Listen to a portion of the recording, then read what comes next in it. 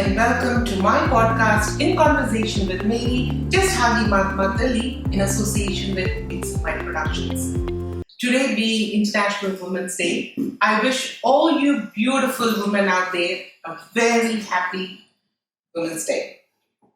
As the saying goes, Yato hasta tato drishti, Yato drishti tato mana, Yato mana tato bhava, Yato bhava tato rasa. What it means is, where the hands are, the eyes follow. Where the eyes are, the mind follows. Where the mind goes, the expression follows. Where there's expression, Navarasa is devoted. Yes, you have guessed it correct. Today we're going to discuss about one of the most divine forms of art, Indian traditional dance. Do you know that Indian traditional dance has its origins deeply rooted in ancient Indian culture and mythology, with references dating back to Natya Shastra and ancient Sanskrit texts on performing arts attributed to the sage Bharata Muni, and it's believed that it was composed way back in the 2nd century BC. Yes, that's how old this beautiful form of art is that we will be talking about. Today, I'm extremely delighted, really, truly blessed and very honored to introduce my guest today, Dr. Ranjani Ganesan and her daughter, Daksha Swaminathan. Namaskaram, and thank you so much for being here today and participating in this conversation, and I'm so excited that it's going to be one of the best conversations because the topic that we're discussing is very close to my heart, and who better to talk about it than you both? Thank you, Mary. Thank you so much for having us over. It's a very special moment for me. Sharing the journey, a professional journey with a childhood buddy, Yes. childhood buddy. Yes. I don't know. I mean, it's a very overwhelming moment, and it's a very special moment. Yeah. Because so many things have brought us together to do this today. Yeah. 30 years ago, Absolutely. a good 35 years ago, Yeah. we connected as two little girls who were guided to dance. And today, on the day of Mahashivaratri, Yes. and being also Women's Day, Yes. the coincidence is it's too real to be true. It's all from there. It's his blessings. It's all that cosmic alignment that is Absolutely. happening, and that we talk about dance through which we connected Yes. more. Yeah. Of course, we were childhood friends, Yes. but to connect, there was always a special bonding through dance. Absolutely. And talking and sharing the journey like this is It's surreal, isn't it? It's real. surreal. Yeah. Yes, and I think that's the word Yes. I was trying to find. And Yeah, so just to let you guys know, Dr. Ranjani and Daksha, they both are one of the most celebrated and internationally acclaimed artists par excellence. Their contribution to this divine form of arts is truly commendable. So let's go here and have this conversation about their journey in this toward this beautiful form of art called Indian classical dance form or Indian traditional form of dance. Yeah. yes, So to begin with, Ranjani, can you please tell us something about the rich history behind Amba Anandeshwari Kalalaya? again, the cosmic alliance we were talking about. The name also comes back to two beautiful energies, which is of Amba and Mahadeva. It said that Amba, Anandeshwari sits on the lap of Mahasadashiva. that's how she's called Anandeshwari. So Anandeshwara, Anandeshwari. Without one, the other is non-existent. So as you would say, how the parents, the cosmic parents, gave us life, source of life, energy into this world, and the purpose is also designed by them. Yeah. We need parents in real life. Yeah. Two beautiful dual energies. Yeah. As mother and father, so my mother and father together gave birth to us is another thing, but how we were brought up, people can feed their children, nurture their children with all their whatever that they need and everything. But here we were fed with the divine arts. Absolutely. More so. Yeah. So that's how the cosmic parents representatives of the cosmic parents in our lives here. Yeah. My parents, Srimati Savitri Ganesan, my mother, and my father, N. Ganesan. Both of them, it was their creation and their passion to propagate and promote culture, art forms, and anything that is to do with the higher energy that can help a person elevate beyond just the formal education. And all-round development is important for any child. Yeah. So that's being their dream. They are the founder members of this beautiful Kalalaya. Yeah. It was originally called Ponnambalam. Right. Ponnambalam. Ponna means gold in Tamil. Yeah. Ambalam is the temple. The golden temple, which is Chit Ambaram. The gold, the heart, the soul, which becomes the temple to house the divine energies. Yeah. Chidambaram is also the place Yes. where Lord Shiva danced as Nataraja. So the institution was called Ponnambalam. Right. Much later, I think the divine energies wanted their own names to be pronounced more. Yeah. So it was their design that again the name took a different name as Ambanandeshwari Kalalaya. So that's how dates back to I think mid-80s, early 80s when the school was started. I think to be very precise, 1981 when my mother formally declared the institution as an institution. Wow. She used to be teaching before that as well. And then gradually, more towards the early 90s, I took more charge of the dance department per se. Music, still Amma handles. And then I think well into the 2000s, after mid 2015, Daksha She took over. And now we have centers in about 5 countries. Wow. Yeah.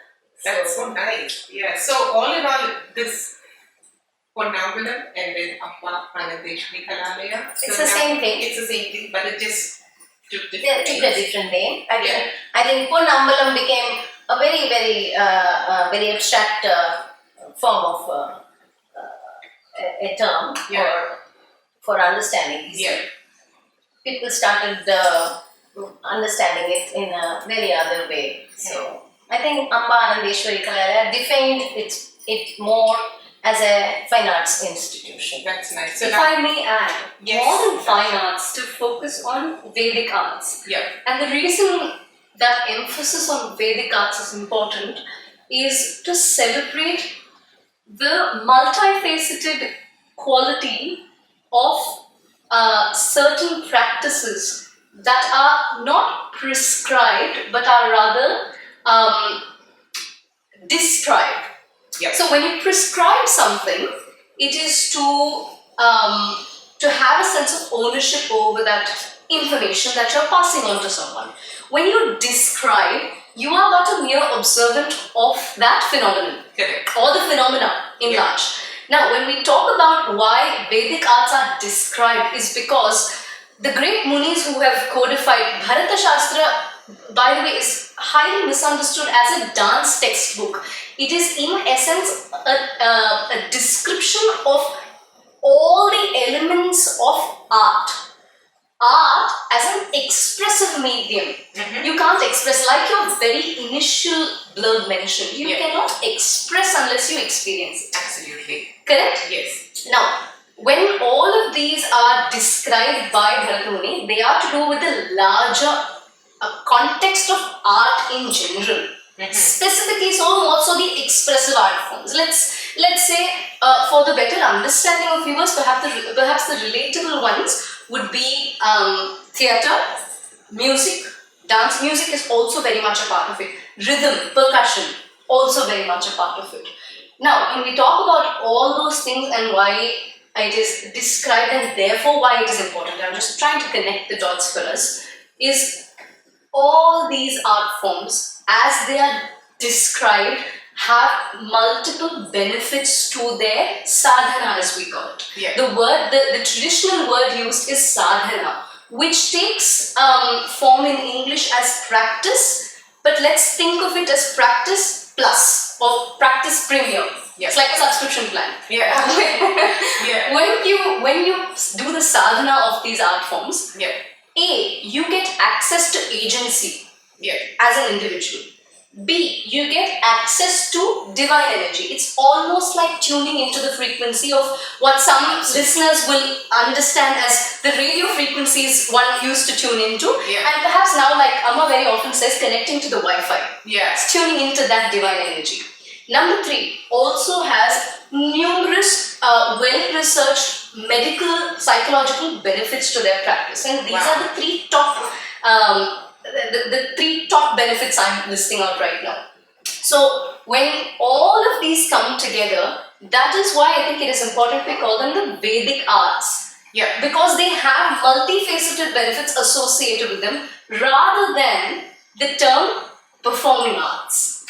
Right. Because when you say performing, it is a highly, highly specific adjective to what the art form is doing or allowing you to do. It allows you to perform. That's it. It's very specific. Yeah. There's nothing wrong with it. Yeah. But it is very specific and it's, for a lack of a better term, limited. So it's better to call it Vedic. Vedic arts, or you can simply call it traditional arts. Yeah. Nothing wrong about acknowledging the fact that these are highly traditional art forms. Correct. Absolutely. And we must celebrate that. Unless Yes. we celebrate our heritage. Who else will? Absolutely. Absolutely. I'll let you continue. Thank you. Thank you for that in-depth understanding of what Vedic arts is and how it differs from performing arts. Because unless someone actually talks about it, Yes. everyone would just consider dance as a performing arts. But now, with you breaking it down and telling what it actually means, makes more sense. Thanks for that, Daksha. See, these are again coming back to why not performing arts but Vedic arts. Performance itself is something that somebody is doing to impress. Yeah. Right? Mm-hmm. Whereas this is a medium which needs to be experienced, and the experience that one expresses is divine arts, Yeah. the Vedic arts. Yeah. When you say performing arts, it is just to present something. Yeah. So I don't know if it justifies to say, it's an experience we are having. Some kind of an adrenaline rush would happen because if you do a physical form of any activity, Correct.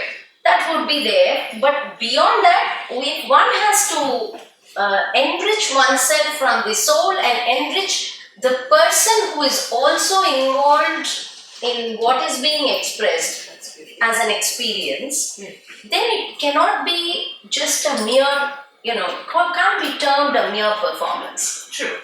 there are a lot of people who say I'm performing here on a certain festival day, like for Mahashivaratri. It's more an offering. It's more of a prayer. Correct. These are all the 64 colors are for enriching the soul to experience the divine or move closer to the divine. That's so beautifully said. Because till date, to be honest, nobody's actually, kind of spoken about it to this level.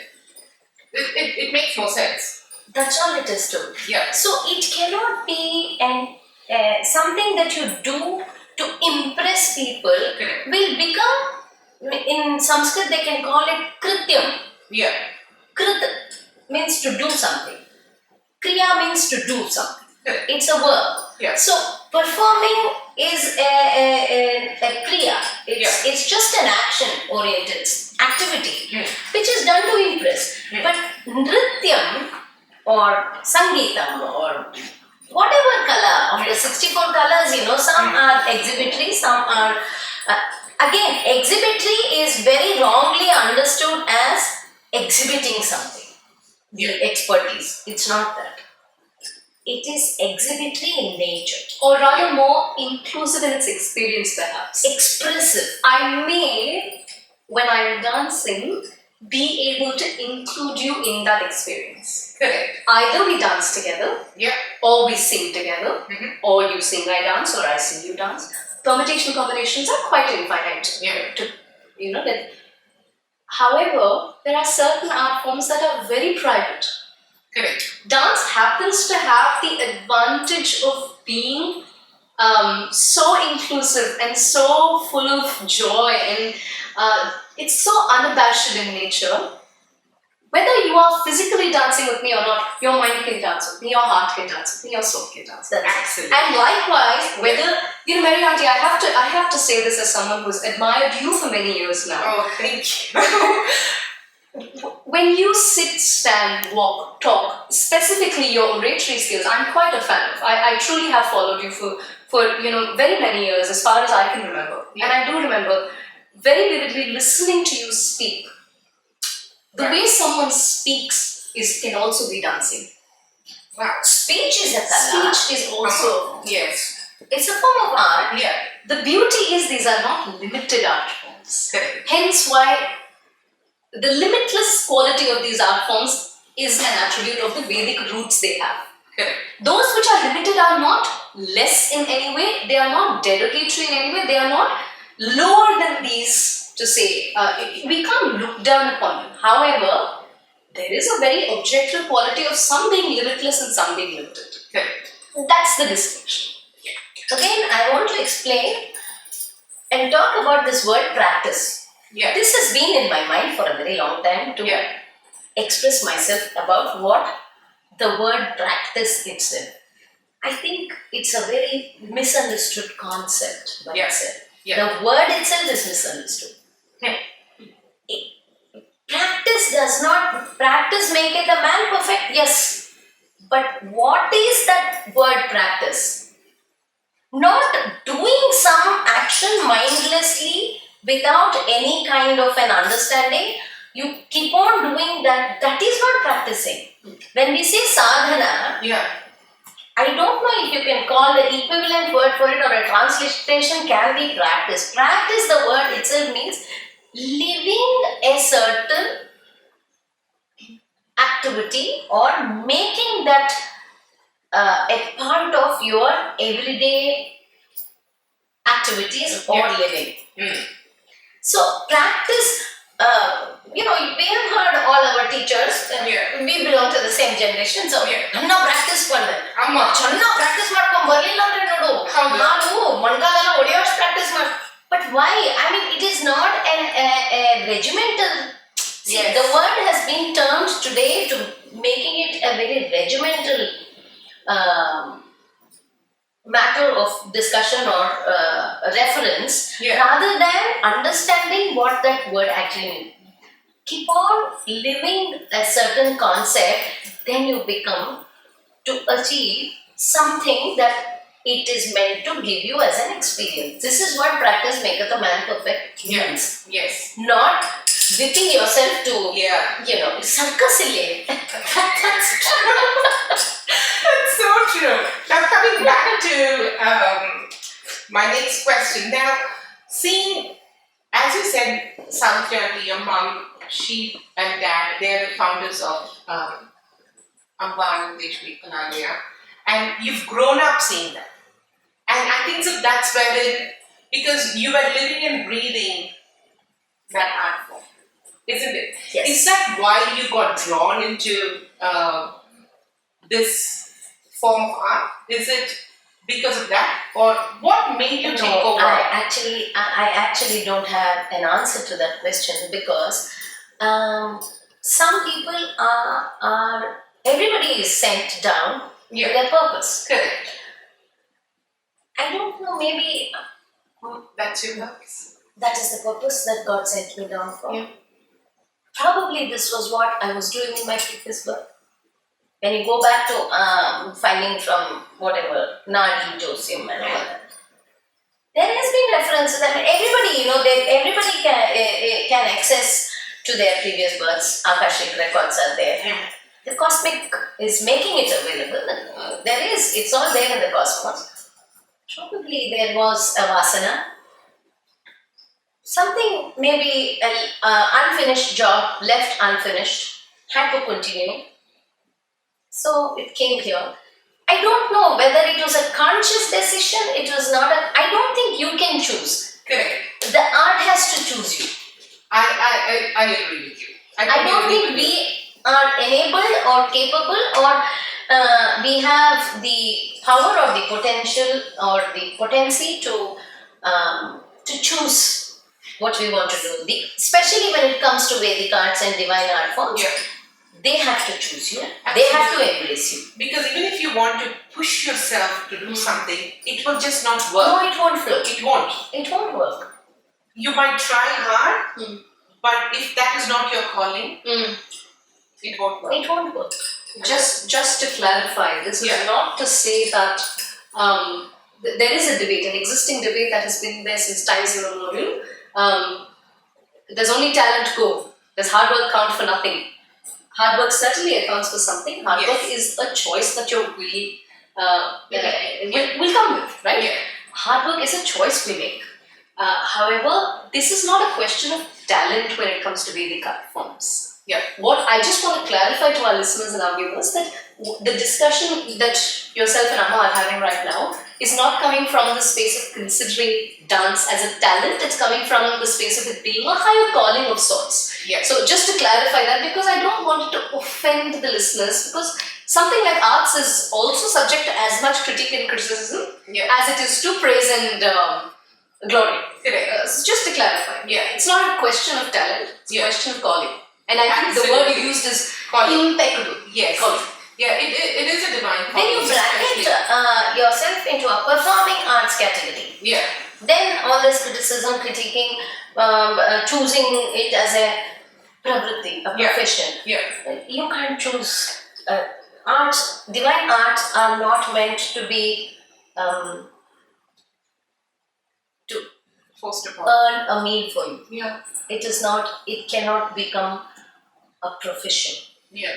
It should not be taken that way. Yes. It is to be a sadhana. It has to be a part of you. It has to be lived as. Absolutely. You can't separate it from you. And that whatever you said now is so true, because when I look at you, look at Savitri, your sister, Ragini, and our dear Daksha, I can see it in you, because it's so, there are others who, consider this as a profession, but when I look at you guys, I know that the amount of respect and the amount of knowledge that you guys have into this divine art form is just, as I said, it's something. I think when you align yourself to the cosmic divine, the rest of the things, it just flows. Yeah, true. That you are always seeking the divine. True. A true learner is always a true seeker. Absolutely. As long as you're seeking, the learning continues. It just happens. That's how I don't know whether to call it knowledge or a blessing, Yeah. but it cannot be used frivolously. I am at this stage. I think I can, without hesitation or without any thought what somebody is going to judge me as, would be able to. I should be able to, and I am very very happy and proud to say, please don't call it a profession. Yeah. There are various other vrittis and pravrittis that are codified again in the cosmos and in for mankind to make a living out of. Yeah. Not let's not make divine arts. This is for enriching the soul and enriching the world. Yeah. Through that, the Yeah. understanding of the divine. Let's not make it a profession and start marketing. Yeah, I get what you're saying. That's true. You know. Yeah, I agree with that. Ranjani, what are the different types of dance forms you've learned? Well, see, all of us had to be also living in a structure, in a structural society, in a structured society. Yeah. So, our times, Yeah. we are 70s kids. Yeah. All of us at that time, it was all a very structured, because we went through a lot of our own changes in the system, how Bharat was. From the Vedic period itself, then all the transitions and the transformations that happened because of various people ruling us and all those things, and the 60s, 50s and 60s were sort of a turbulent period, or as well as resurfacing and reformative and more to reassure and reaffirm what and who we were. Yeah. So that being the period then, there had to be given this structure to, thanks to the people who ruled us in the recent times. Our Vedic studies were forgotten, and Macaulay's education system and other things. Everything has its own plus and benefits. We have all studied that as well. But somewhere this Vedic studies, along with it, all these divine arts, everything sort of got compromised in the way they were understood or why it was. So, it was a methodology of bringing or reintroducing all this, and for our own selves to discover that this has all been our, and practiced by our heritage, as our heritage, by our antecedents and precedents, and all that. It has to be taken forward again, all that. So there was a structure that happened in the society.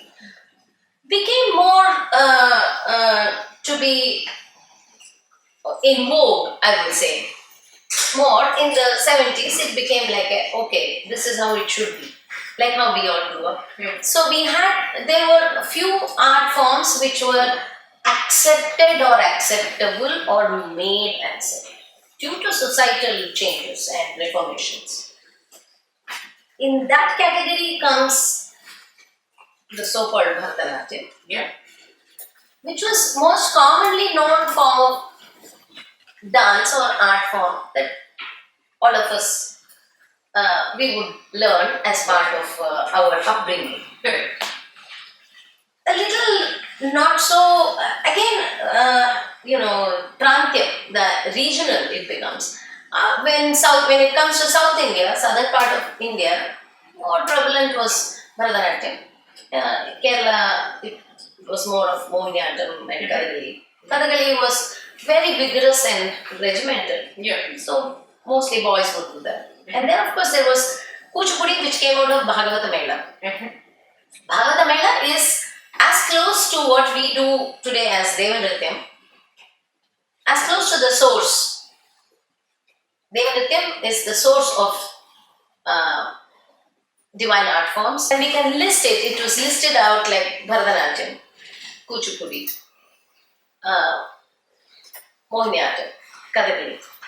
And when you went up north, there was Utkalanatyam, Odisha, Odissi, and then Kathak, of course. Yeah. So these were the very prevalent dance forms, probably accepted in that societal conditions then. So my mother, used to do Bharatanatyam. So it came as a natural transfer, you can say. Yeah. So that's how it came. And then Kuchipudi is something which I was very naturally inclined to learn and do. Yeah. And I think again, the art chooses you and not you choose the art. So facility happens because from somewhere out of nowhere, like how God sent Lakshmi Auntie, Lakshmi Rajamani. She came from the village Kuchipudi. She was Vedantam. Kuchipudi is a village. Kuchipudi is the name of the village where this art form was practiced. Every day there's something new to learn. See, I thought Kuchipudi was just an art form, No. a dance form. The dance form itself is one aspect of the Bhagavata Mela. Right. The Bhagavata Mela is a very highly traditional heritage art form, wherein the Bhagavatam text, which describes the Leelas of Perumal, those Leelas are taken, they are recited, chanted, also tuned, sung along with live instruments and enacted. That enactment involves a certain element of dancing, like a very good Bollywood movie will include all these elements. It's like a good masala Bollywood film. Oh, nice. Okay. It's a very beautiful theatrical. Yeah. Without It's like a ballet. actually So that's what Kuchipudi is. The dance alone, now that it is codified, it is identifiable as the Kuchipudi dance form. It's almost like saying Bollywood dancing belongs to Bollywood. Kuchipudi Natyam belongs to Kuchipudi. where a certain community of divine worshippers called the Bhagavatas used to do the Bhagavata Mela. Right. In that, some of the men would dress as the lady, like if there is a Rukmini character or if there is a Satyabhama, she has to come. Just to make it more enriching for the audience and to make it more enlivening, they would actually dress up like that character, like a lady, and come. The dance which was done as that particular character in Bhagavata Mela, only the dancing part of it was taken out. And that became the Kuchipudi style of dancing by itself. So that's where you learned it from. So I learned it from Lakshmi Auntie, who came to Bangalore, being married to Rajamani uncle. And my mother, like how God brings different artists and everybody together, brought Lakshmi Auntie and my mother as very good friends. Nice. My mother used to sing and do Natavanam for Lakshmi Aunties. And seeing her dance was, as a little girl of 8 or 9 years old, I was so intrigued. I said, this is something that I want to do because, so that how it chose me is, so that from then Kuchipudi became a part of my life. Okay. And then of course when I went to Kalakshetra, our times of Kalakshetra, Kathakali was a subject that we had to very seriously practice. Like you have many subjects when you go to a university. So we had the dance Bharatanatyam students had to, if they wanted to excel and go ahead to do their post-graduation and all that, they had to also practice Kathakali. So all the lady characters called the Minugvesham in Kathakali would be taught to the girls, and we were made to do. Of course, the entire learning process included the entire process. Can I ask you a question? So the female characters in Kathakali, do they also have to wear that amount of makeup? Yes. See, originally, again, Kathakali is Kathakali, a play where story is being enacted. Right. So, it's the parallel of Kuchipudi. Yeah. Now at this point, I think they'll start bifurcating the storytelling art forms that come from the Vedic arts as opposed to today's modern classical dance forms. Right.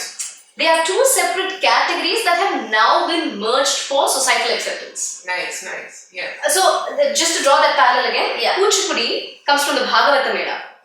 Kathakali is the regional equivalent of the same.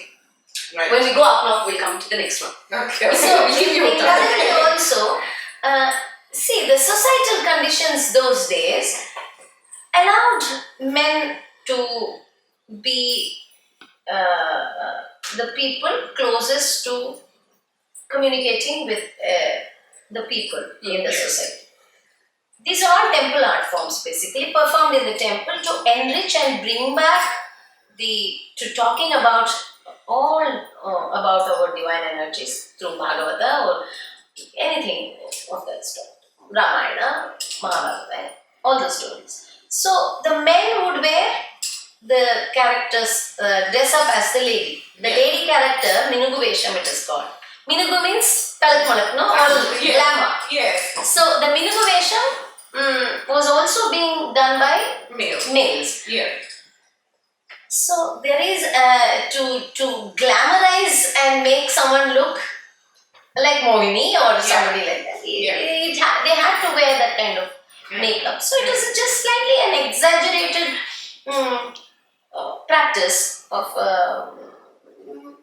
makeup itself has gone through a lot of, that is also an art form, one of the 64 colors. Yes. So from everyday makeup goes through, makeup artists would talk about it.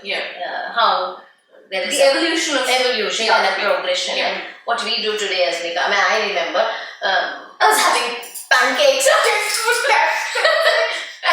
Literally painting our faces, caking our faces up. But today, it's just one vanishing, just this small cream, probably not even powder to dust. That's how things change. Yeah, so that's how. So you learned Kathakali. I had to learn Kathakali. And then what else you went? See, when you realize that you are chosen to do something, you have to give. This is what I think my father said.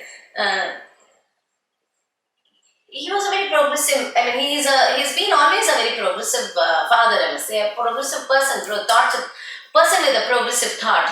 He never said you go to. Although I scored 90, whatever those 95, 96, 99% and all that. He never insisted and said you go on to do only commerce degree or science degree, or if you don't become an engineer or a doctor, you are not an educated. But never said that. He said this is education. You are getting education.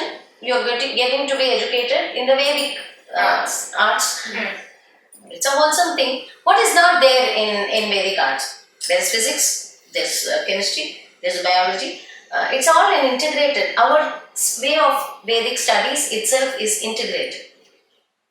Macaulay system divided things. Commerce, only commerce. Maths, only maths. In maths also, it is only algebra, only arithmetic, only geometry. But Vedic studies has got a comprehension of everything. It's a comprehensive study. So because it has a fundamental foundation that underlies it, which is the evolution of the self. Yes. It is directed at better understanding and better experiencing what we today call the quintessential human experience. How do you push that further? How do you push that to the next level? That's what the fundamental focus is on. How do you do that? Is by diverting all that focus towards the divine. True. Because the divine is the core of who each of us is. It's not something separate from you. There is no need to consider it a hierarchical structure, and that's what the Vedic arts will teach you. Because every time when you, for example, even in the Bhagavata Mela or in Kathakali, Amma will attest to this, is if you stand as Rukmini and you say that if you do the Pravesha Daru, which is the introduction or the entry of Rukmini, unless and until at the core of yourself you are experiencing being Rukmini and her her journey, her art, her thoughts, her feelings. It's almost like being a method actor. You really have to understand it, experience it, live it. You have to get into the skin You of the really, character. really have to. Or it's neither going to convince you, nor you're going to be able to fool someone else with your conviction. True. You can't fool someone with the divine arts. You can't fake that conviction. And so, unless and until that divine is really, really involved within you, and if that foundation is not taken into consideration, today the Vedic arts would have collapsed. True. So he said, if this has chosen you and you have chosen it, but as well do good for yourself in what you choose to do. True.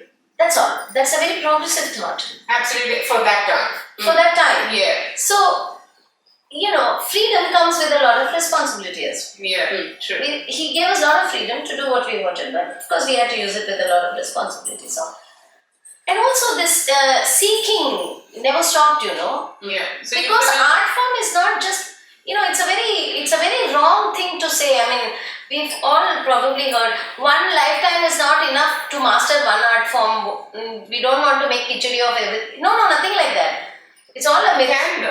It's all a myth. Unless you understand everything, the aspects in a complete manner, these are all different chapters. Different dance forms are different chapters. If you don't understand them as a comprehensive, you cannot do justice to understanding anything. Absolutely. So it was, a very, I don't know if you can call it passion or, because that is the only thing I thought I was It's according to to do. like your destiny. You were destined. I was only doing that. There was no other thought to do anything else. So Kathakali became part of life. And then theatre, in Kalakshetra, we had theatre which was very alive, dance dramas. So Natya, theatre became a very core, quintessential that I led myself to learn about. Later on, when she was chosen by Maushi Asta Joglekar to do Katha, probably this has been there in my mind for a long time. Somewhere that, when she started getting into a formal training session, probably that was when, sometimes you learn from the parents, many times you learn through your child. I totally agree. Kudandeyum Devam. Exactly. Yes. See, there are a lot of things we learn from our children. Yeah. So, somewhere parents became the guided force to guide you towards a guru. Somewhere the child become that guru comes. So did she teach you? Not. Or did you? She became the channel for me to learn Right. Kathak. Nice. It's almost like a reversal in the umbilical cord, On International Women's Day, I think most women, mothers, even maternal figures, who are not necessarily biological women, anybody with that maternal instinct or that amount of feminine hormone or feminine energy within them will relate and understand with this concept of the umbilical cord that's not just physical. Yes. You will attest to this, so will she, and so will any feminine energy out there. The umbilical cord remains for life. Yes. Not necessarily with the biological mother, but almost always with one. And so I think even in the umbilical cord, very often people think, the nutrition goes from the mother to the child. Yeah. There is also an exchange. There is also something the child gives in return. Yes. It need not always be good. It need not always be termed bad. But there is an exchange. Objectively, there is an exchange. Now, what that exchange does is it carries energy, it carries thoughts, it carries so much. Yeah. I think that spiritual umbilical cord keeps that kind of exchange happening throughout. And so, which is why when you recognize the divine aspect of these things, you realize she'll be sitting somewhere else. She has an umbilical cord, divine umbilical cord with Srimati Ramya Ranganathan in the US. They will be thinking of the same thing. Furthermore, I think my Guru Behen, and I think she's going to jump in excitement when I say this one. Samyukta. Srimati Samyukta Venkatraman. She has been traveling the world for education, work, so on and so forth. Currently is situated in the Central Southeast Asian region. they would have not spoken for 12 months, 14 months, because she's a very busy woman and so is her mind. So that physical talk may not have happened. But she would have thought of something, she would have been doing the same thing, and they'll be on video call one day and they'll say, that idea, that thing that we came up with, and as if they had already discussed it, and it will seem absolutely absurd to someone who sees it from the outside. Yes, but it happens. And so what I'm trying to say is that connection, I think, is what it is. Sure. What the child learns, I think all mothers know what's going on in a child's mind and heart. There is Mala Saputri, there is a biological child, and there is a child that you bear through your thoughts. I think Maushi also somewhere emotionally adopted Amma. Yeah. So perhaps it would be very shallow to say Ekalavya. It is not just learning a technique. Also, Ekalavya, if you really get into the text, learned something which was not intended for him. Yeah. Correct? We'll get into that debate perhaps on another day, but it would also be incorrect, therefore, to say that this was the only umbilical connection that led to Katha here. Yeah. I think Maushi chose. Maushi chose because there is a very, very unsaid connection. I don't know whether to call it mother-daughter. I don't know whether to call it guru-sishya. We would sit and talk like how you and I would talk. Though the age difference is huge. Vast. But it would be the best of the Sahelis talking sometimes. It would be the best of two colleagues talking. It would be the best of a mother and daughter sharing something. Including the reprimanding aspect. Yeah. And it sometimes could be on a Guru Sishya level. Yeah. So there was for me, she's just there. So that's how you learned Katha. Yeah. And from there, what happened? You went ahead. So learning again can happen in many ways. Learning is not just standing and physically doing regimentally a number of times. Yes. The thought, when the mind is connected to the thought, and when you are living that person's life, doing a certain thing on an everyday basis, like how the umbilical cord absorbs, you absorb. And whether when you start actually actualizing it, it becomes a definitive form or a format. It can happen any moment. Like I have been educating myself in the art form of Kathak for as many years that Maushi taught her and lived to teach her. But physically actualizing the whole thing happened only last month. Really? Wow. So now would you call that a debut? So it was like, I think the term debut is quite fancy. It makes me feel very young. Yes, I'm very young now. I'm always 16 now. Forever 16. So there is a fresh when you're learning something and when you're doing something, it is like giving birth to your own self. All anew again. You become you again. Yeah. So I think many years of Maushi's visualization or dream became an actualization in me actually getting up and going on to present or do it as an experience. The exponential aspect became an experiential aspect as recent as a month ago. So I think I don't know now whether you will call somebody an exponent of all these art forms, or just be humble and say, God is blessed me to learn, and I continue to learn. Definitely. And I continue to share. Learning is always multiplying only when you're sharing. True. So unless you share it and unless you share the experience of learning, getting enriched is something. Enriching itself is an enriching experience. 100%.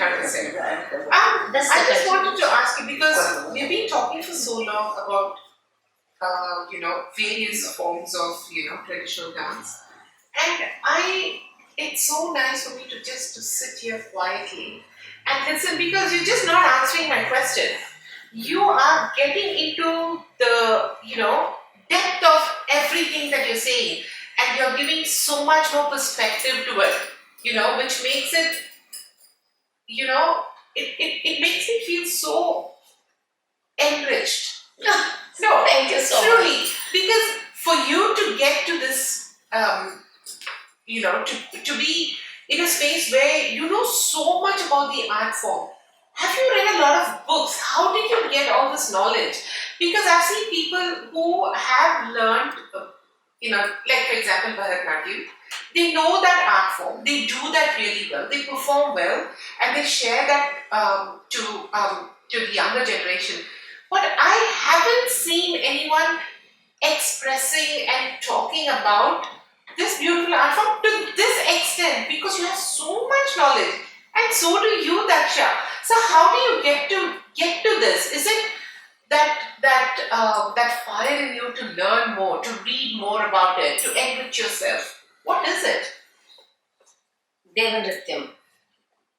Okay. So what is Devanrityam? Because Devanrityam is what you are hearing us speak about. When you term it as did you read, did you understand, did you how come so much information? yeah, It's an experience. That's all. It's an experience.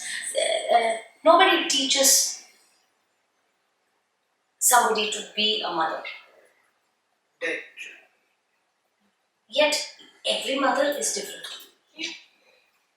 Nobody, unless you start living a certain emotion, the emotion does not absorb you into it. So, more than reading will give you some amount of knowledge. Yeah. It can be exponential knowledge. Practicing or living whatever you read can make you understand it as an experiential knowledge. But if it has to become an emotion in you and you become that living energy, manifesting that emotion all the time, it's important to just embrace that emotion and make it your own.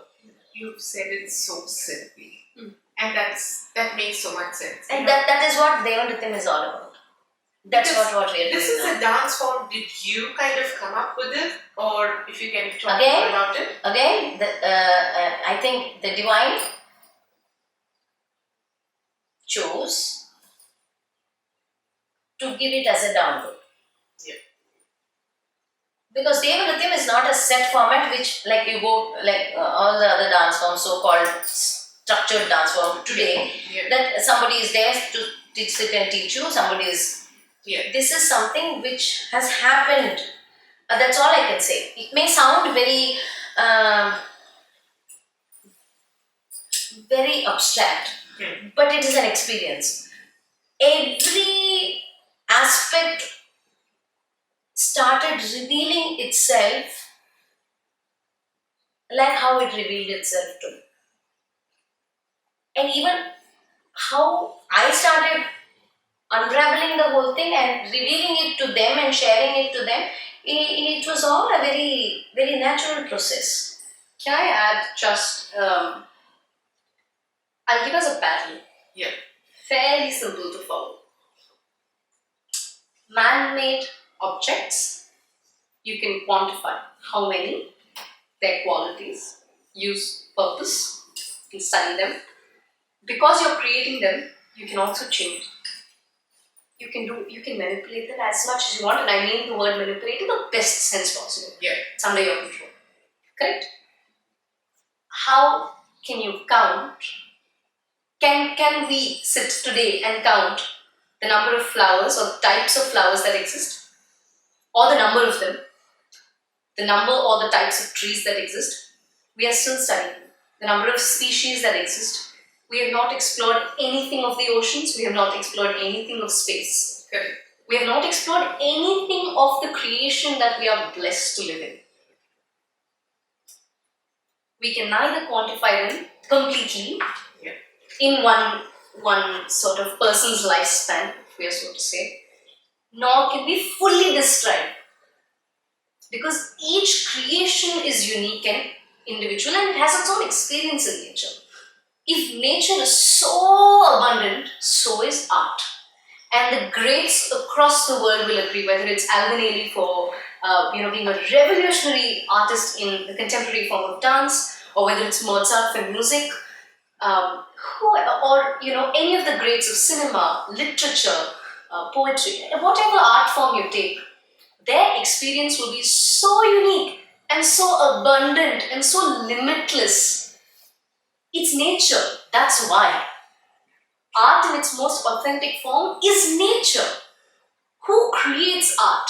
It's like energy. And one of the fundamental, foundational principles of physics is you can neither create nor destroy energy. Sure. Or at least that's what we understand so far.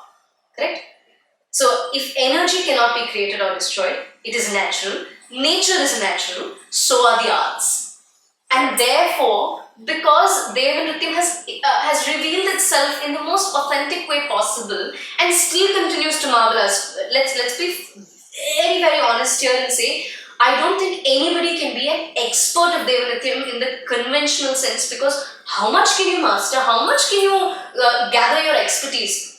At best, you can experience. And I think what she's probably trying to say is somewhere along the same lines. And I guess the key word, therefore, how do you experience Deva Nrityam?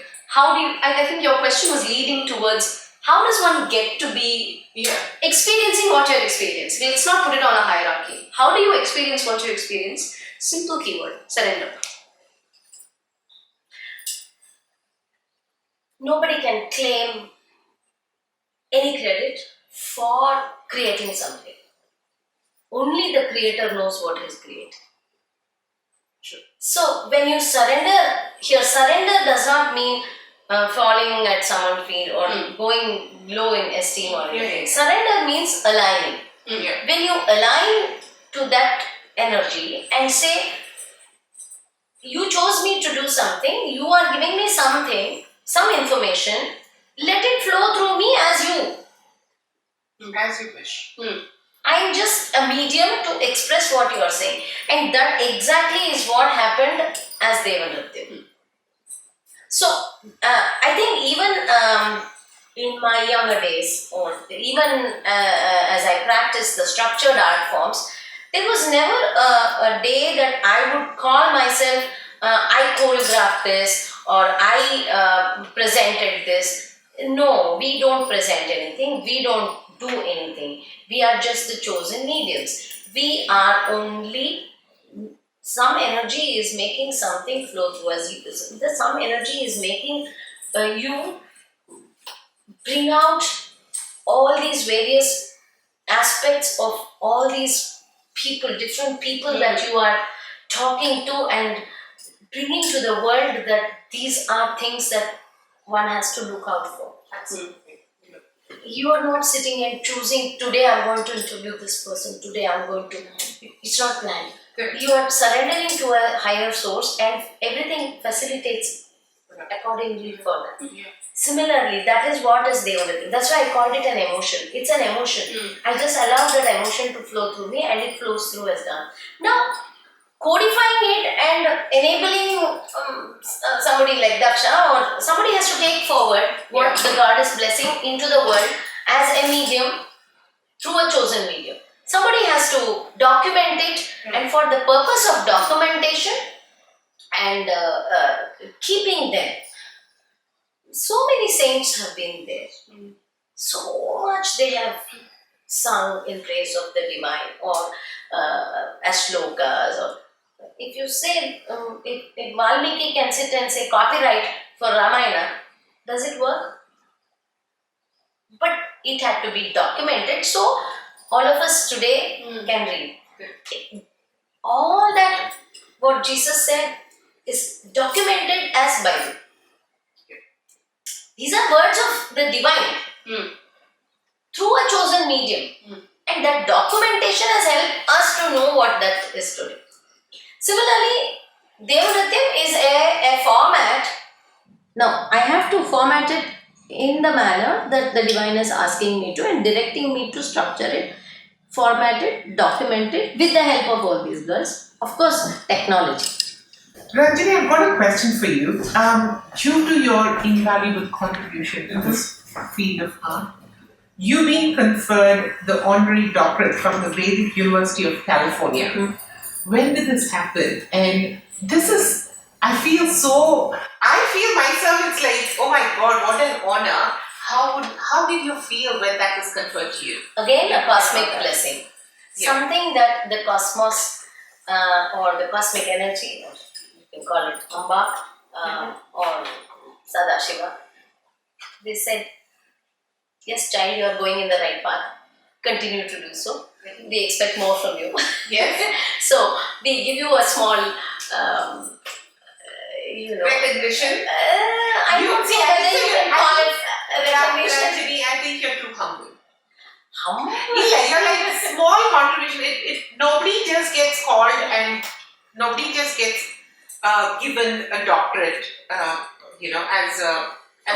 think it is important that like how the divine is blessing, somebody acknowledges the blessing. Yes. So I think that is more of a human effort to acknowledge the blessing of the divine which flow through me and as a chosen medium.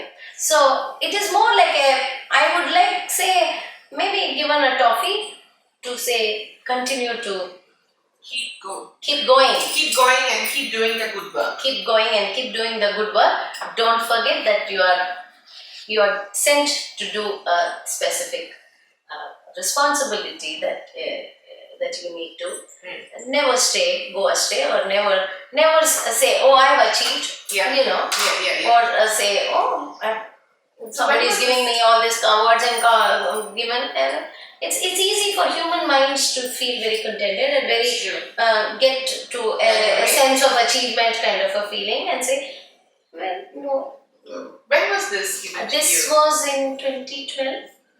So you flew. I'm very bad with dates. You flew to California? No, it was not 2012. It was 2014, June.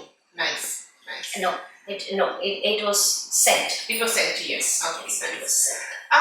Now you've spoken about how your mother was one of your greatest influences. Now, have you, of course, you would have shared stage with Mom, with Savitri Aunty. So have three of you performed together, Mom, you and your sister, Ragini? With my sister, yes. Ragini, myself, and today she's Malavika. Yeah. Malavika Avinash. Yeah. Daksha, Malavika, and I have performed together. Yeah. Mom has been mostly on the side wings. Right. Because by the time we started to present or do it as a presentation or a Start to share it. when we started actively sharing it, Mom took to the side wings. Somebody has to conduct. Somebody has to captain the ship. Yeah. So Amma always gave us support from the side wings. Yeah. She always does the costumes, the hairdo, and all that she designs, as well as Amma sings for us. Nice. Does she sing? Even now, Still? yes. Oh, wow. She sings. She teaches now. Nice. Doesn't dance much. Yeah. I think from the time that again societal conditions of those days. Yeah. So when we started actively sharing, she decided to give us support from the side wings. Nice. So there have been many kacheris that we did where Amma is singing for us. Nice. Even now, recently also with Daksha, Amma music concerts, yes, we do as a Parivar Parampara with Amma. We do as 3 generation of artists. Nice. Amma, led by Amma, myself and Daksha, we sing along. Oh, beautiful. Yeah. Now coming to you, Daksha. So you are the next generation of Amma Anandeshwari. So again, seeing, because from when you've been born, and I think so it's even before that, it's just the divine blessing that you've grown up with all the seeing this, right? Like living and breathing it. Is that why, again, as I asked your mom, is that why you again chose to be part of this tradition, or as your mom said, it was a divine blessing? I think a combination of Both. factors. Yeah. I'd say yes, calling, 100% calling. There is also the genetic factor to it. There is also the social influence factor to it. Correct? And these are even in psychology when you study, there's the biological aspect of it. There is the socio-cultural aspect to it. There's the cognitive aspect to it as well. And then maybe we can add on the spiritual aspect to it, which is the spirit's journey, the soul's journey. Let's say it is my opinion or my belief that I was just immensely blessed to have a combination of all four at the same time. It's great timing. It's cosmic timing. It's just an immense blessing. Absolutely. So you started learning to dance from the age of preconception. That is a nice way to say. I'm sure all the cells in her body dance, and I was at one point a cell in her body. Yeah. I think it came from that. So beautiful. No, like they also say the soul chooses the womb. Yes. Yes. This is a proven science. Each soul chooses the womb that it wants to be born out of in a physical form. Wow. Each one of us have gone through that. I think her soul chose where it is going to be potentially nurtured and where it can continue its journey. So Daksha, you've learned other forms of Western dance. Can you talk about that, please? Of course, it's my favorite topic to talk about. Yes, so obviously I started off doing all the forms of dancing that Amma were doing. If we're listing them, it's Bharatanatyam, there was Kuchipudi, and then Kathak came very early on, and I think became very much a part of my identity. Sort of, it has a special corner for that. Ballet happened, and I was very blessed to learn from some very very again, very spiritually inclined practitioners of the form. I do believe, if I'm not incorrect, my first teacher in ballet would have been Srimati Anjali Nair, and I think some of my fondest memories of dance are with her. And then I also went to learn from Mr. Terence Lewis, and I also Really? yes, and towards my high school time, I also had the great fortune of learning from some immensely talented artists themselves at Dance Works Academy, which is Mr. Ashley Lobo's academy. And Mr. Ashley Lobo, very cosmically connectedly so, learned contemporary in Australia. Or rather, he honed his love and passion for dance through his journey in Australia, through his seeking journey. And all of these teachers or all of these gurus in my life have all had the same views of dance, and that's the blessing, that's the cosmic design. Wow. So have you ever tried to do a fusion of Indian traditional dance with Western? Yes, actually. So just to complete that list from the previous one, and that's what will continue into this one. There's been ballet, there's been jazz, there's been contemporary, of course. There's also been ballroom, of which I think nice. and I think perhaps my favorite of the ballroom forms would be Pasodoble. That's a very culturally important dance form, and as some of our lovely audience would know, it's to do with the bulle matador altercations or the interactions, and it comes from Spain. There's, I'm sure, a few other dance forms here and there, but I'm perhaps all too excited to be able to remember all of them right now. Of all of these, I think we had quite a few fusions. There's also been I think it was the shared experience of this kind of fascination and passion towards these art forms. I think you attract similar people. Right. So while all of this happened, we've also worked with an African percussionist by the name of Botio Oko. He's quite well established even in the Australian music fraternity. He plays an African percussion instrument, interestingly called the djembe. It's spelled D-G-E-M-B-E, and it's remarkably similar to Kerala's chende. Remarkably similar. The name also is Yeah. very similar. Very similar. So there's been collaborations with Bautier. There's also been one of the most celebrated names in global music is Mr. J.A. Jayant. He's a flautist from India, and he's celebrated for his let's call it prodigal talent.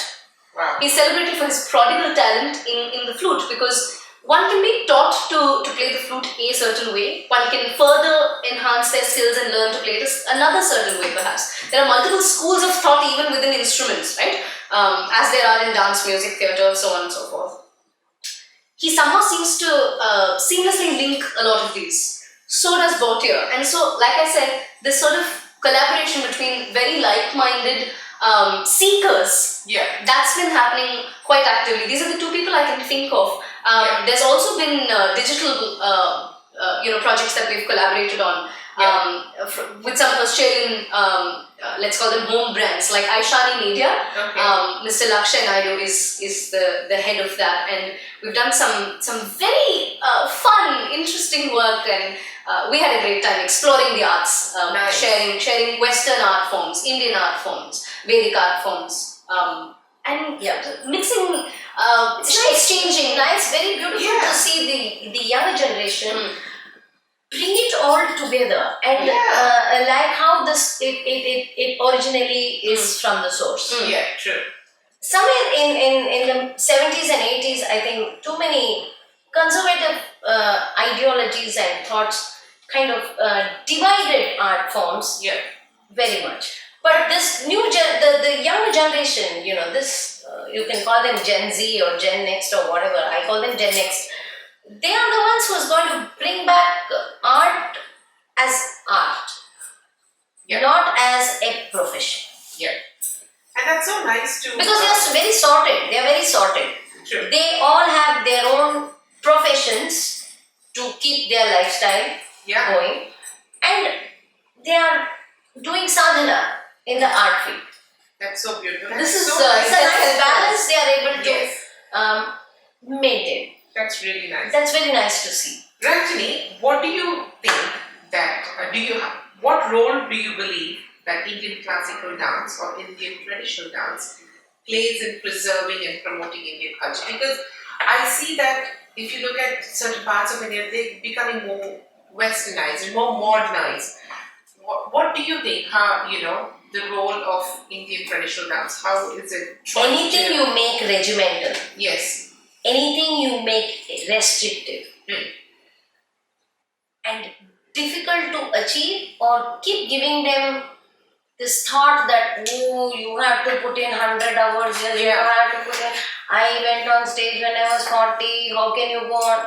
Yeah. It's not, art is not something like that. When you go on unnaturally expecting things for the children. See, today's generation is, believe it or not, you accept it or not, whether you like it or not, we have to say and realize and be in complete acceptance that they know, or they are exposed and are having this awareness in, a large magnitude, multifolds.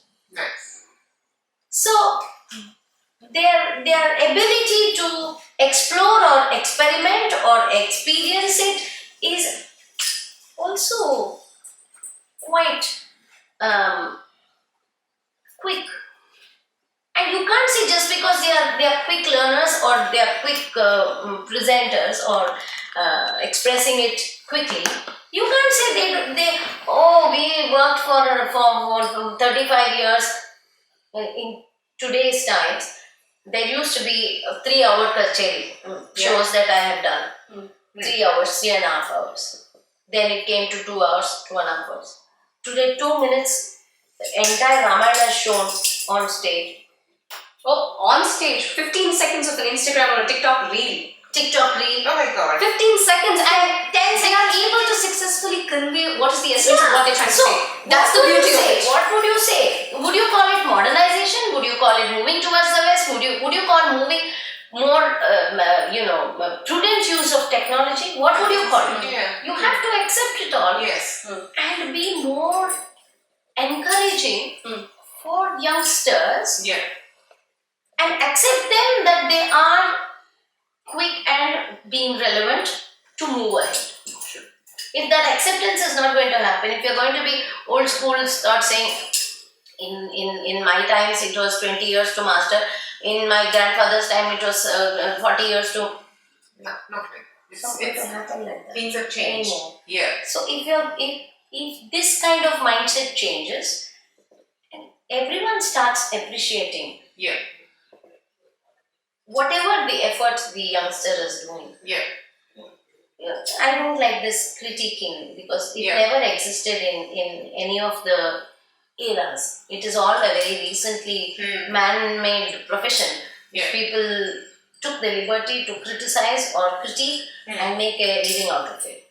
Who has the ability, who has the right to judge anybody? True.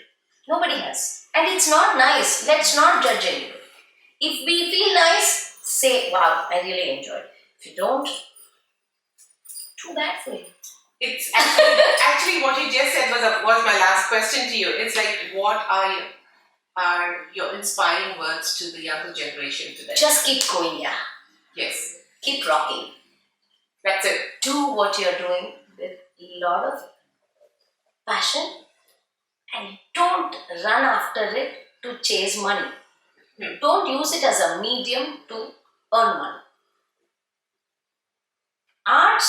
Respect arts as an experience. Don't try to make a living out of art. Somebody calls you to present something, or in temple is asking you for a seva or something. Don't say how much you are going to pay me. Don't measure it with money. To earn money, to have good lifestyle, go to the university, study well, get yourself a job, enjoy life. Yes. But this is sadhana. This is a way of living. Incorporate it as an emotion. Your future generations will have a natural DNA transfer of goodness, that's so nice. positivity. You said it so well. If I turn and ask you, Daksha, do you have anything to share to our audience about,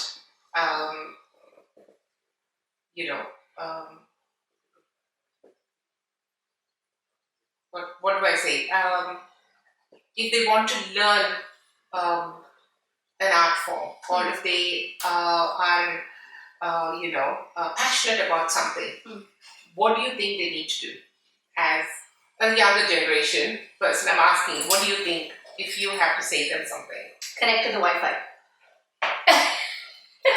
Metaphorically. I know. Metaphorically and figuratively, yes, both. I have a bad habit of having two meanings to what I say, and I truly mean it in a good way, figuratively and metaphorically, literally and figuratively, that is. Connect to the Wi-Fi because the internet gives you access to so much, and I think we're doing a fantastic job of harnessing the potential of technology. Yeah. Even connecting to a teacher, somebody who is going to teach you. Did you know we don't need to say, I live in this country, I live there. I mean, COVID taught us all to connect and use the virtual medium. Absolutely. You can connect with what Sanjaya did in Mahabharata. Yeah. Watching the entire Mahabharata Kurukshetra and was narrating it to Dhritarashtra. It has all been there. All our sages have done it. It has all been in practice. It's only in the recent times we let go of all that. Yeah. So today, in the form of Wi-Fi and in the form of virtual mediums, anybody from any part of the world can connect to a teacher sitting anywhere. Sure. If you are a true seeker, connect. Don't say, I don't have time. Time is always You there. need to make time. Make time. Because people ask me, how do Use you time. manage to do all these things? It's about, do you have time? Nobody will have time. You have to make time. Absolutely. Time is there. Yeah, you have to just channelize yourself and Make get use going. of it. Yes, true. Manage it. You had something to say, Daksha. Yes, I was just going to sort of give the same thing in perhaps my own words is, yes, connect to the Wi-Fi, you're harnessing fantastic potential of the technology's ability to give you access to information and to create, not just to receive but to also share, but also connect to the Wi-Fi in the sense that I meant earlier, which is just maybe try that concept of trying to connect with the universe. Today, I think mindfulness is a very natural part of life and is encouraged as a natural part of life. Mindfully, let's try to connect to the arts and the energies that guide it. Whatever and however you choose to label them, surrender and try connecting with them. They have a magnificent way of leading you to the right place, right person at the right time, and get and receive the right things. So well said. Oh my God. Such young age, but so much knowledge. You're such a wise person. You're awfully kind. No, that's the truth. And I'm sure the viewers who are watching you speak, especially, Mom definitely, she's totally different. She's just from another world, I can say.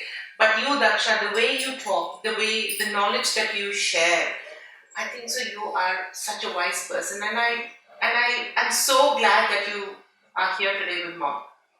I'm very grateful to be a part of No, this. sweetheart, no, To be really. with two diggaj. जैसे बोलते हैं दो दिग्गज के समक्ष बैठना that's very kind of you. बहुत सौभाग्य की बात है. Oh, thank you. Now, we've spoken a lot about all kinds of art forms, the Vedic art forms, and the traditional dance forms. You've given us so much in-depth knowledge about everything. Now, I've started a new segment in my podcast called Fast 5 Questions. Wow. And you are the first one, Ranjani. Wherein I will ask you 5 questions, fatafat answers. Rapid fire. Rapid fire. I call it Fast 5. Okay. Fantastic. Fantastic. So, this is a fun segment because Super. you've been talking so much about the different type of art forms, and we've been so enriched. I'm sure you audience, just like me, have been enriched just listening to Dr. Ranjani and Daksha speak. So now this is a fun segment, Fast 5. Are you ready? Yeah. Yes. Okay. What's your favorite food, Ranjani? Do you eat food? I'm sorry. Fantastic questions, Ranjani. And that's a very difficult question. Okay. Coffee. Okay. What is your favorite food? What do you really like to eat? Or what's your favorite drink? Coffee. Coffee. What do you do in your spare time apart from your dance? What do you do in your spare time? Lots of things. To name a few. Cooking. Nice. I love cooking. Mm-hmm. I love trying new things. Nice. I love my own beautiful time. The me time. Me time. Yes. Going for beautiful walks. Nice. Thanks to my blessing of a life now in Adelaide now. Nice. That, I really like that. Good. Going into the thoughtless zone. Zero thought. Good. Just like to go walking Yeah. into the cosmos. Only frequency is eye connecting. There is an alive soul which is walking around, receiving everything from the cosmos. That's it. Zero thought zone. Good. Next question. If you had a superpower, what would that be? Why? One superpower.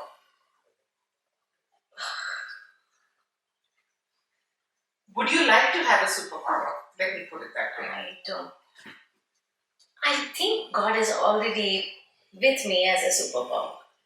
Whatever blessing God is giving is a superpower. That's so nice. Whatever God has blessed is a superpower. There's no need for another one. You already have it. It's all. Greedy mind, no, will never get materialistic. I agree with you. How much? because You, want something. I know. You never. See, I'm also You a never stop wanting things. Yeah, I'm a very, very natural human being. I love pottu podavai. Yeah. I love jewelry. Yeah. I love amassing. My sister calls me Nadamadu Nalli. Nalli is this very famous Nalli silks. Nalli yes, silks. Yes. So my sister calls me a Nadamadu, mobile Nalli. Okay. Because I shamelessly amass Saris? silk saris. So someone must be hearing and ears must be burning because in my house also the same thing. I love saris. My husband tells me that he needs to build a house for me just to keep my saris. And they better do it. But the thing is, that's how it is. Superpower. You know, God is blessed with beautiful, came as blessing from parents. Yeah. Good husband, children, good people like dear, you know, we don't talk every day. No, but we connect whenever we talk. It's like as if we spoke yesterday. Is that not a superpower, a super blessing? Absolutely. That's all. Good Yes. hearts as in physical form. Absolutely. Next, if you can go back in time, where would you like to go? Go back to university. I really miss Miss that that aspect phase, of life. isn't I it? didn't. No, not phase. You didn't go to university. You went to Kalakshetra though. I went to Kalakshetra. But not to a proper college. I as such. didn't go. See, I want to go to a university to study. You can go. You can do it now. Who said I'm not? Superpower. To study. I am going to. See? I'm waiting for a certain Things to happen. few things to align and fall in place. Yeah. Very soon, I will be a very religious. Back Martin diligent University cake. I want to experience That life. being. A student. No. No. I want to experience being in the university. Oh, I think it's so cute. Because I've gone to many universities internationally as well. Yeah. But never to live there as a university student or it was always a visiting lecturer or a visiting faculty or an examiner or something like that. Yeah. I want to just be somebody just a student in the university. Okay, last question. If you were stranded on a desert, what could only bring three things? If you were stranded in a desert and you could only bring three things with you. My husband. I knew it. Mr. Ramesh, there you go. Yes. Okay. My husband. Mm-hmm. My husband. My husband. She doesn't care about the two children. No, No, they will anyway come. Okay, no, you're stranded. Ah. Only three things you can take. See, if I'm stranded, if I had planned, I would have taken them. Yeah. If no plan, you just. Because we are people who are like that. We are very impulsive. We love just backpacking and going. We love just packing the bag. I won't say backpacking. We love packing and we don't backpack. We don't bring the boot is full of saman. We love traveling. Traveling is something that we commonly share as a family. It's a huge passion. Yeah. We don't plan travels. We just travel. Nice. So So the So Ramesh. Ramesh, because if Ramesh is there, there is no question of being stranded. He's a superpower. Blessing. He's the superpower. He's a superpower. He's your superpower. You already have it. I already no have a need superpower. for another superpower. Very cute. Anyway, so here we finish our Fast 5 section. Thank you so much. Thank you. And it felt so nice to listen to you say, what do you want to do? If you want to go back in time, where you want to go? I want to go to the university. That's so sweet. Yes. And I really hope you get to Thank do you. that. I really want to. Yes, and thank you so much for being here today, both of you. No, seriously, I've learned a lot, and as I said, I've been enriched just listening to both of you, and I'm sure the audiences who are listening to you soon will definitely have so much to take away. And what I really like, to be very honest, is that whatever you do, you are such as I said in my introduction, you and Daksha are you are celebrated, and you're one of the most internationally acclaimed artists par excellence. I have to say that, but you're so grounded. You're so humble, and you're like, I got that doctorate. Yes, it's just coming from him. But you're not like, yes, I got a doctorate, and you know what, I did this and I did that. You're so grounded, and I think that is something that I would take away from today's segment, and I'm sure our audience would be as well, because being grounded is one of the most important things that all of us need to have in life. When you're grounded, when you are humble, the person up there who created us will lead us further.